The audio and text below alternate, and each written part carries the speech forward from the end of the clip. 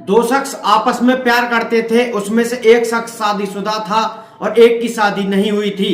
एक हिंदू था, दूसरा मुसलमान था। दो शख्स आपस में प्यार करते थे, फिर उनके बीच में तीसरा शख्स आता है और फिर एक कत्ल होता है, एक हत्या होती है और हत्या करके उसकी लाश के टुकड़े टुकड़े कर दिए जाते हैं और एक राज्य से दूसरे राज्य में उसकी लाश को फेंक दिया जाता है। जब पुलिस उस लाश को बरामद करती है तो एक राज्य सनसनी फैल जाती है। पुलिस ये पता लगाती है कि ये लाश किसकी है और जिस राज्य से उसकी हत्या हुई थी वह पुलिस ये ढूंढ रही थी कि उस व्यक्ति की लाश कहां गई। दूसरे राज्य में हल्ला था और उस राज्य में भी हल्ला था।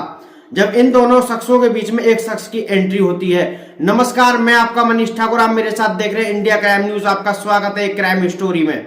मैं बात कर रहा हूं अपने दिल्ली की और कहीं नहीं, अपने भारत की राजधानी दिल्ली की ये मैं बात कर रहा हूं और आपको बता रहा हूं एक क्राइम स्टोरी, जहां एक फाइनेंसर कंपनी के मालिक जिनका नाम नीरज गुप्ता होता है, वह फाइनेंसर कंपनी के काफी बड़े मालिक होते हैं। एक लड़की जिसका नाम फैजल पठान होता है, वह काफी कंपनियों में अपना रिज्यूम सीवी देती है लेकिन वह पास नहीं हो पाती, किसी कंपनी में उसकी नौकरी नहीं लग पाती है। वह काफी मेहनत से इस कंपनी में उसका सिलेक्शन हो जाता है और वह इस कंपनी में काम करती है और हर छोटी से छोटी चीज का वह ख्याल रखती है।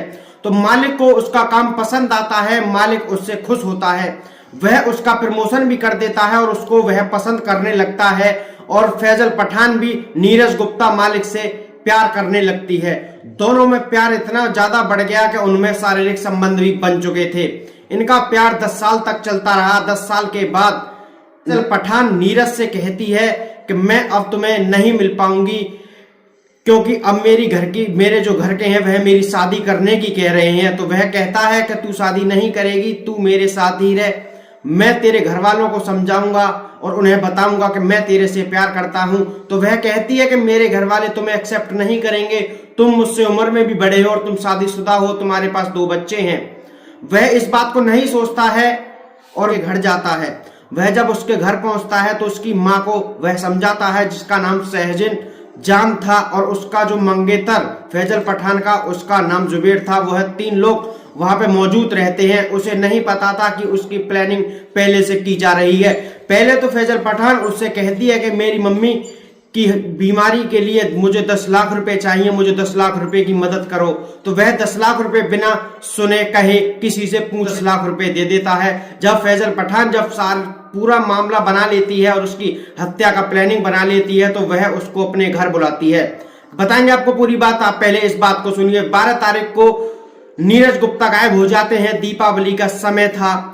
उनकी पत्नी चंचल गुप्ता जो कि काफी परेशान हो जाती है, उनके परिजन काफी परेशान हो जाते हैं। वे नजदीकी पुलिस स्टेशन में जाके उनकी गुमशुदगी की रिपोर्ट दर्ज कराते हैं। गुमशुदगी की रिपोर्ट 14 तारीख को दर्ज की जाती है। वह पहले हर दोस्त, हर वर्कर, हर किसी एम्प्लॉय से पूछते हैं कि आपने अपने मालिक नीरज गुप्ता को देखा कि नहीं देखा। वह कहते हैं कि हमने नहीं देखा।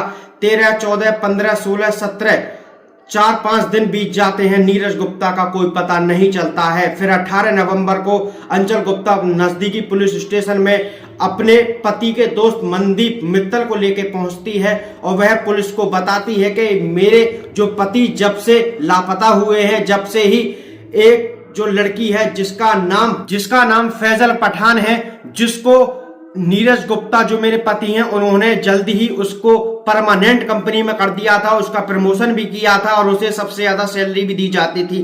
वह अपनी कंपनी में छोटी सी छोटी चीजों का ख्याल रखती थी, लेकिन जब से मेरे पति लापता हुए हैं वह ना तो उस कंपनी में आई है, ना उसने कोई भी पूछताछ की है कि मालिक कहाँ गए, मैं नौकरी क्यों छोड़ रही हूँ, ना उसने मुझे कुछ बताया है। मुझे शक उसी लड़की पे है और वह नीरज गुप्ता मेरे पति के काफी पास भी रहती थी। पुलिस इस मामले को संज्ञान में लेती है और फैजल पठान को गिरफ्तार करती है। जब उससे पूछताछ की जाती है तो वह नई नई कहानियां बताती है और कहती है कि मेरी शादी होने वाली थी इसलिए मैंने अपनी जॉब छोड़ दी। पुलिस उससे कहती है कि तूने जब अपनी जॉब छोड़ी तो तूने कोई एप्लीकेशन कंपनी में क्यों नहीं दी, क्यों तूने नहीं बताया कि मैं जॉब छोड़ने वाली हूं। तो वह कहती है कि मैंने सर को पहले बताया था, लेकिन वह पुलिस के सवालों का जवाब नहीं दे पाती और जल्द ही हार जाती है और वह पूरी घटना बताती है कि मेरे उनसे संबंध थे, जो शारीरिक संबंध भी उनसे बने थे, हमारा रिलेशनशिप 10 साल तक चला था। मेरी मम्मी को ये बात पता नहीं थी। उन्हें जब ये पता पड़ी तो उन्होंने मुझे साफ इनकार कर दिया कि मैं तेरी शादी उनसे नहीं कराऊंगी, बल्कि जो मेरे लड़का पसंद किया है तेरे लिए, जिसका नाम जुबेर है, मैं तेरी शादी उससे कराऊंगी। तो हम तीनों प्लानिंग करते हैं, पहले उससे 10 लाख रुपए ठगे जाते हैं, फिर उसको घर बुलाया जाता है जहां उसकी माँ, उसका मंगेतर मौजूद था, और उसकी जो माँ थी उसने पहले उसके सिर पर रॉड से वार किया, जिससे वह धरती पर गिर गया। वह बेहोश हो जाता है और वह जब चाकू और गरसे की मदद से उसके लाश के टुकड़े टुकड़े करते हैं। जो उसका मंगेतर था जिसका नाम जुबेर था, वह ट्रेन में साफ सफाई का काम किया करता था। वह उसके डेड बॉडी के टुकड़े टुकड़े करके एक सूटकेस में भरता है, जिस सूटकेस का कलर ब्लू होता है। वह ब्लू सूटकेस में उसकी लाश को रखता है और ट्रेन में बैठ के गुजरात चला जाता है। गुजरात से पहले ही वह ट्रेन में से उस सूटकेस को फेंक देता है। वह जब पूरा मामला पुलिस को बताते हैं, पुलिस जब उन तीनों लोगों को गिरफ्तार करती है, जब उनसे काफी बारीकी से पूछताछ की जाती है, तो तीनों लोग बताते हैं कि हमने डेड बॉडी को फलानी जगह फेंका था, जहां दिल्ली से 975 किलोमीटर दूरी पर उसकी नीरज गुप्ता की लाश के टुकड़े करके फेंक दिए गए थे। जहां गुजरात पुलिस ये सोच रही थी कि ये लाश किसकी है, क्योंकि लाश के काफी छोटे टुकड़े किए गए थे। लाश के 80 टुकड़े किए गए थे। अगर 80 टुकड़े किसी व्यक्ति के करे जाएंगे तो कौन कैसे पहचान सकता है कि इस शख्स का नाम ये था, ये शख्स वह था। वहां सनसनी फैल रही थी और दिल्ली के अंदर भी ये चीज सनसनी फैल रही थी। 2 राज्यों में सनसनी का मामला बन गया था। एक पुलिस ढूंढ रही थी कि नीरज गुप्ता कहां है, और एक दूसरी पुलिस ये ढूंढ रही थी कि ये डेड बॉडी किसकी है। जहां पुलिस ने इन तीनों आरोपियों को गिरफ्तार कर कार्रवाई कर जेल भेज दिया है। आज ये जेल में है और चक्की पीस रहे हैं। इनको सख्त से सख्त सजा दी जाएगी।